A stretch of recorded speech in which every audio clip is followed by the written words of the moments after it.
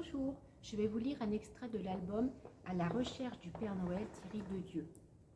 Je trouve que les illustrations sont magnifiques.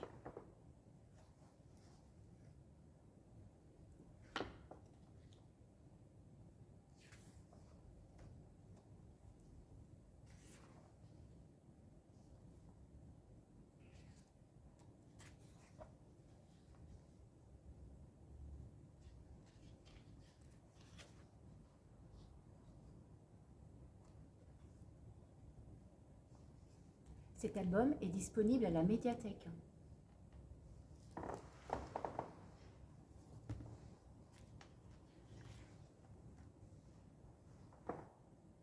La neige tombait, le jour se levait, le vent hésitait.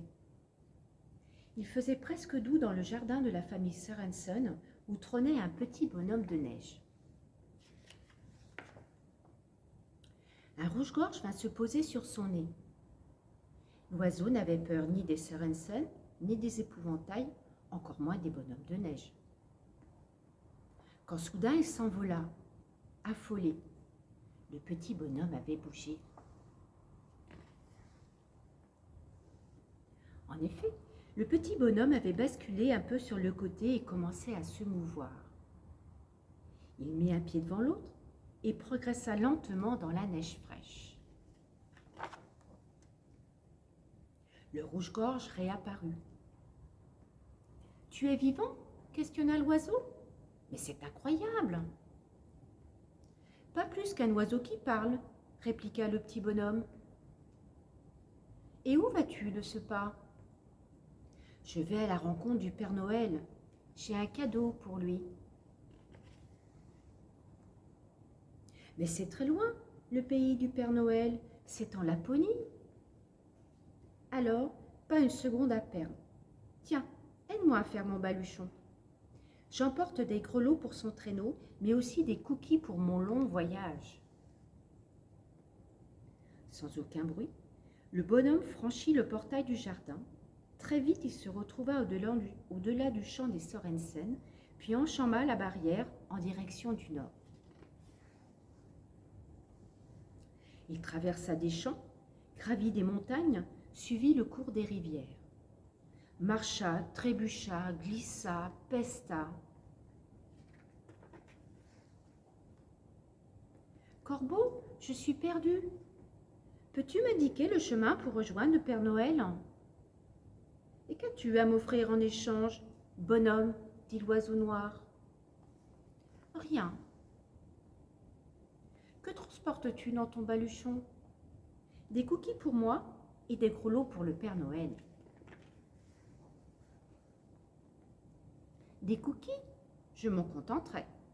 C'est le prix à payer pour aller plus loin. » Pour rejoindre le Père Noël, continue vers le nord, au-delà de la rivière, conclut l'oiseau.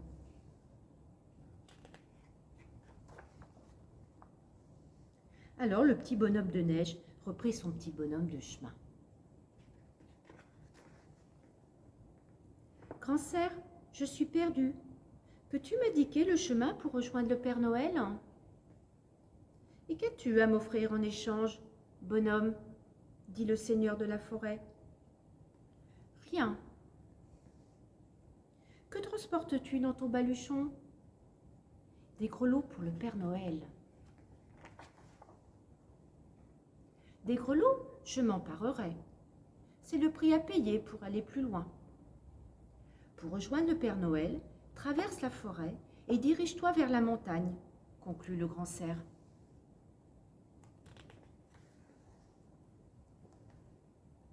« Renard, je suis perdu. Peux-tu m'indiquer le chemin pour rejoindre le Père Noël ? » ?»« Et qu'as-tu à m'offrir en échange, bonhomme ?» dit le rusé renard. « Rien. »« Que portes-tu sur ta tête ? » ?»« Un chapeau. C'est la tradition chez les bonhommes de neige. »«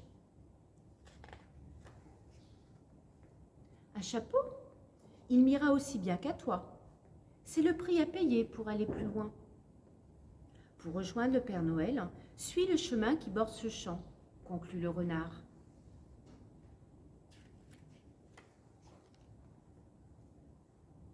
Lapin, je suis perdu. Peux-tu m'indiquer le chemin pour rejoindre le Père Noël? Et qu'as-tu à m'offrir en échange, bonhomme? Dit l'animal aux grandes oreilles. Rien. C'est quoi cette carotte? C'est mon nez. Nous sommes ainsi faits chez les bonhommes de neige. Un nez carotte? Je m'en régalerai. C'est le prix à payer pour aller plus loin. Pour rejoindre le Père Noël, franchis cette colline et continue sur ta gauche, conclut le lapin.